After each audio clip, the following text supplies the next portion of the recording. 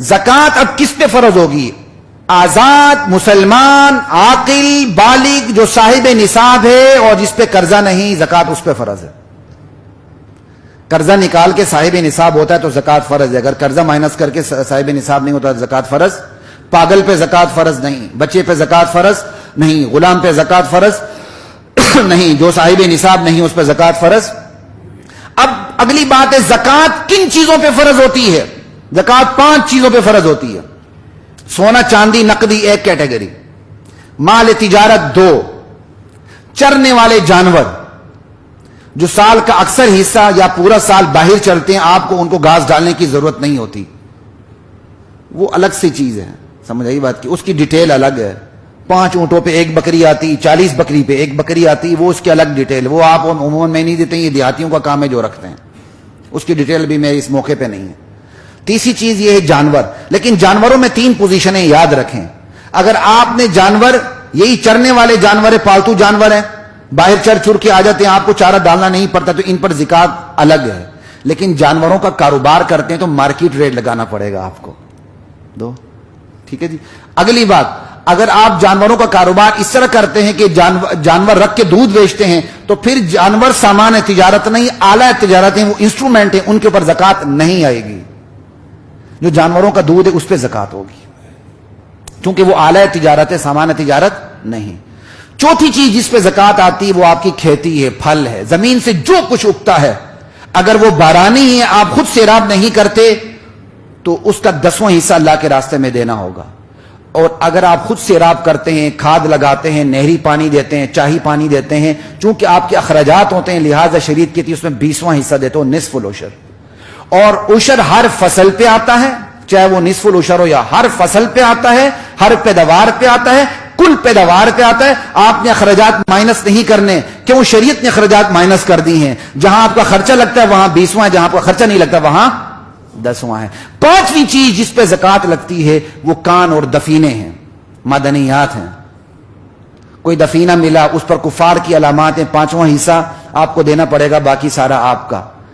آپ کی اپنی مملوکہ زمین میں، غیر مملوکہ زمین میں، بشرطے کہ سرکار کی زمین نہ ہو، کوئی پیٹرول گیس، پیٹرول تیل تارکول نکلا، 5واں حصہ بیت المال میں، باقی سارا آپ کا۔ شریعت کے اصول میں نے آپ کے سامنے رکھے ہیں، یہ ہے۔ اب آخری بات جو میں آپ سے عرض کرنے لگا ہوں کہ کن چیزوں پہ فرض ہوتی ہے؟ زکوٰۃ کی ادائیگی آپ یکمشت بھی کر سکتے ہیں، حسب ضرورت تھوڑی تھوڑی بھی کر سکتے ہیں۔ اگر آپ نے زکوٰۃ زیادہ نکال دی تو اگلے سال اس کو زکوٰۃ میں حساب بھی کر سکتے ہیں۔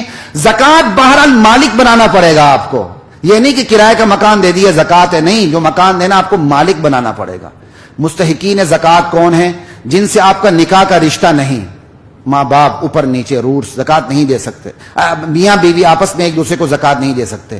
جن کا ولادت کا رشتہ ہو وہ آپس میں زکوٰۃ نہیں دے سکتے۔ نکاح کا رشتہ ہو آپس میں زکوٰۃ نہیں چلتی۔ ولادت کا رشتہ ہو، باپ بیٹے پوتے آپس میں زکوٰۃ نہیں چلتی، سمجھ آئی؟ نواسے پوتے پوتیاں نانے آپس میں زکوٰۃ نہیں چلتی۔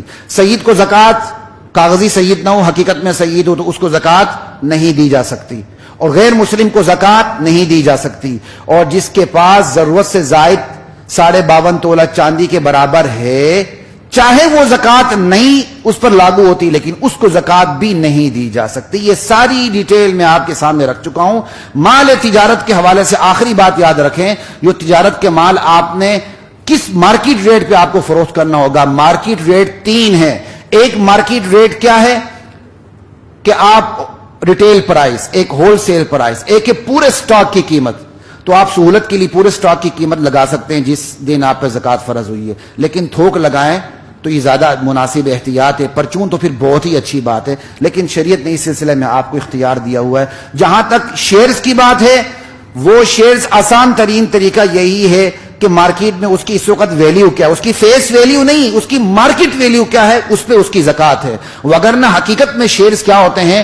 شیئرز جو تجارتی ہوتے ہیں، اگر آپ شیئر کی خرید و فروخت کا کاروبار کرتے ہیں پھر تو مارکیٹ ویلیو مسٹ ہے، لیکن اگر آپ نے شیئر اس لیے رکھیں گے کسی کمپنی میں آپ کا حصہ دار ہیں اور آپ کو آمدنی آتی رہتی ہے، تو شیئر کی اصل سرمایہ اور منافع پر زکوٰۃ ہوتی ہے۔ مثال کے طور پر 100 روپے کا شیئر آپ نے خریدا، 80 रुपए वो तिजारत में लगे, 20 रुपए जो वो शेयर के थे वो उसकी इमारत पे लगे, और आपको साल बाद 15 रुपए मुनाफा हुआ, तो अब शेयर की जो जकात वाली वैल्यू वो कितनी हो गई? 80 जमा 15 95 रुपए।